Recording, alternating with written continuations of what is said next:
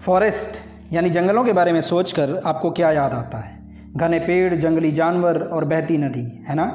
और आप ये तो जानते ही होंगे कि फॉरेस्ट हमें कितना कुछ देते हैं, फूड से लेकर फ्यूल तक सब कुछ। जीवन के लिए ज़रूरी ऑक्सीजन देने में भी इनका सबसे बड़ा योगदान है। यानी हमारे लाइफ में फॉरेस्ट बहुत बड़ा रोल प्ले करते हैं। तो क्यों ना आज हम हमारे प्लैनेट अर्थ के सबसे बड़े ट्रॉपिकल रेन फॉरेस्ट यानी उष्णकटिबंधीय वर्षा वन के बारे में जानें।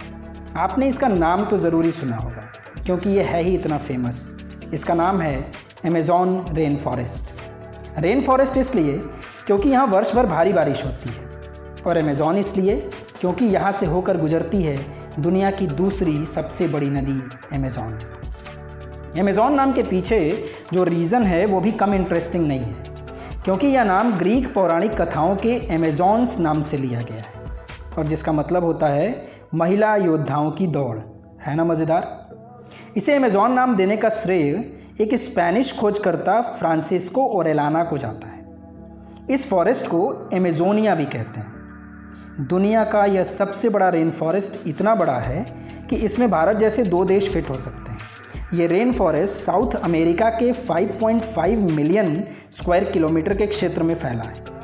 ये इतना विशाल है कि ये साउथ अमेरिका के 9 देशों की सीमाओं को कवर करता है। इस फॉरेस्ट का 60% हिस्सा तो अकेले ब्राज़ील में ही पड़ता है। बाकी का बचा हुआ 40% Peru, Colombia, Ecuador, Guyana, Venezuela, Bolivia, Suriname और फ्रेंच गुयाना में फैला हुआ है। इस जंगल का विस्तार इतना है कि अगर ये कोई देश होता तो ये दुनिया का 9वां सबसे बड़ा देश होता। है ना आश्चर्यजनक? ये बहुत ही सुंदर एवं हरियाली से तो भरा हुआ है, नो डाउट, लेकिन इसमें मौजूद खतरे और रहस्य भी कुछ कम नहीं है। इसलिए तो इसके ज़्यादातर हिस्से को अभी एक्सप्लोर ही नहीं किया गया है। हमारे इकोसिस्टम का बैलेंस में रहना बहुत ही ज़रूरी है, ये तो हम सब जानते हैं, लेकिन इस इकोसिस्टम को बैलेंस रखने में अमेज़न रेन फॉरेस्ट बहुत ही बड़ा रोल प्ले करते हैं। कैसे? हमारी पृथ्वी का 20% ऑक्सीजन अमेज़न के जंगलों से ही मिलता है। इसी कारण इसे हमारी पृथ्वी का लंग्स यानी फेफड़ा कहा जाता है। ये एटमॉस्फेयर से कार्बन की भारी मात्रा को एब्जॉर्व कर लेता है। इस कारण इस जंगल को कार्बन सिंक भी कहते हैं। इतना ही नहीं है, ये हर दिन एटमॉस्फेयर में 20 बिलियन टन वाटर भी रिलीज़ करता है। इस जंगल के घने होने का कारण ये है कि यहाँ 4 बिलियन से भी ज़्यादा पेड़ हैं, जिसमें 17,000 से ज़्यादा पेड़ों की अलग अलग प्रजातियाँ हैं। अब अगर किसी जगह पर इतने पेड़ होंगे तो जाहिर सी बात है कि वो जंगल घना तो होगा ही।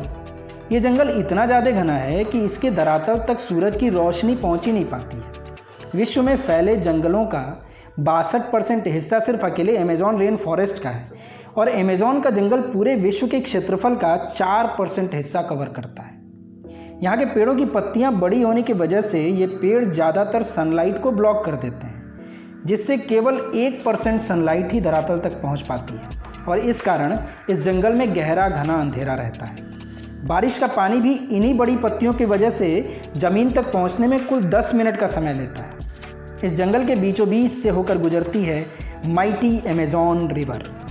यह नदी नील नदी के बाद दुनिया की दूसरी सबसे लंबी नदी है, जिसकी लंबाई है 6400 किलोमीटर। वर्षा के समय तो ये नदी इतना भयानक रूप ले लेती है कि कहीं कहीं पर तो यह 190 किलोमीटर तक चौड़ी हो जाती है। फ्रेश वाटर जो है वो हमारे प्लैनेट पर बहुत ही कम मात्रा में मौजूद है, और धरती पर मौजूद कुल फ्रेश वाटर का 20% हिस्सा अकेले अमेज़न नदी में पाया जाता है। वॉल्यूम के हिसाब से अगर देखा जाए तो ये नदी जो है वो दुनिया की सबसे बड़ी नदी है। इस नदी का ज़्यादातर हिस्सा ब्राज़ील में पड़ता है। ये नदी पेरू की एंडीज़ पर्वतमाला से निकलकर पूर्व की ओर बहती हुई अटलांटिक ओशन में गिरती है। इस नदी में 1100 से भी ज़्यादा सहायक नदियाँ आकर मिलती हैं, जिसमें से 17 नदियाँ तो 1000 मील से भी ज़्यादा लंबी हैं। आपको ये जानकर हैरानी होगी कि इतनी विशाल नदी होने के बावजूद भी इस पर एक भी ब्रिज यानी पुल नहीं है। यह नदी पिंक डॉल्फिन का घर है। ज़रा सोचिए कि एनाकोंडा को देखने का अनुभव कैसा होगा, क्योंकि वो भी इसी नदी में पाए जाते हैं। अमेज़न रिवर के विषय में तो हमने बहुत कुछ जाना। अब बारी है अमेज़न रेन फॉरेस्ट में मिलने वाले जीव जंतुओं और पौधों को जानने की। क्या आपको पता है कि पृथ्वी पर अगर कोई सबसे ज़्यादा बायोलॉजिकली डाइवर्स जगह है तो वो है अमेज़न रेन फॉरेस्ट।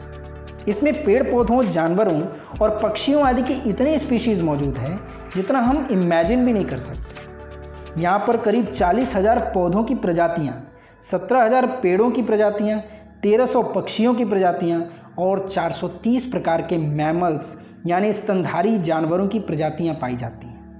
आपको ये जानकर हैरानी होगी कि इस वर्षावन में पूरे विश्व की 10% जीव जंतुओं की प्रजातियाँ पाई जाती हैं, जिसमें 25 लाख तरह के कीड़े मकोड़े, 5,000 से भी ज़्यादा मछली की प्रजातियाँ और 3,000 से भी ज़्यादा केवल स्पाइडर यानी मकड़ी की प्रजातियाँ पाई जाती हैं। यहाँ एनाकोंडा रहता है, तो ये जगुआर का भी इलाका है। इसके अलावा यहाँ बुलेट एंट, टैरेंटुला, मकड़ी, पिराना फिश, जहरीले मेढक, harpy eagle, sloth, black spider monkey भी पाए जाते हैं। अब आप समझ जाइए कि यहाँ पर कदम रखना कितना खतरनाक हो सकता है। यहाँ पर 3,000 से भी अधिक प्रकार के फल पाए जाते हैं जो इंसानों के खाने के योग्य हैं। यहाँ पाए जाने वाले पौधों में 70% तो मेडिसिनल प्लांट्स हैं जो कि कैंसर जैसी खतरनाक बीमारियों के खिलाफ उपयोग किए जाते हैं। दुनिया की 1/4 दवा केवल अमेज़न जंगल की सामग्री से ही बना ली जाती है। इन्हीं कारणों से इस जंगल को मेडिसिन का स्टोर हाउस भी कहा जा सकता है। और चॉकलेट, वेनिला, सिनेमन और कॉफ़ी भी इसी जंगल में उगाए जाते हैं। यानी ये रेन फॉरेस्ट हमें खाने से लेकर दवा तक सब कुछ उपलब्ध कराते हैं। ये जंगल एग्रीकल्चर के पॉइंट ऑफ व्यू से सूटेबल नहीं है क्योंकि यहाँ की मिट्टी में मिनरल्स की भारी कमी पाई जाती है। कहा जाता है कि दुनिया के सबसे खतरनाक कबीले और जनजातियों का ये रेन फॉरेस्ट घर है।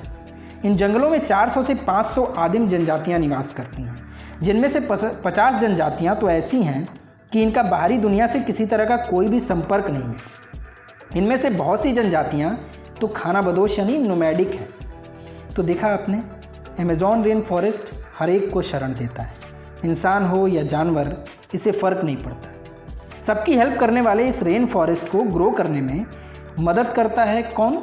सहारा डेजर्ट, जो फर्टिलाइज़र की तरह काम करता है। क्योंकि इस रेगिस्तान से जो डस्ट हवा के साथ उड़कर इस जंगल में आती है वो फास्फोरस से भरपूर होती है और इससे अमेज़न रेन फॉरेस्ट को ग्रो करने में हेल्प मिलती है।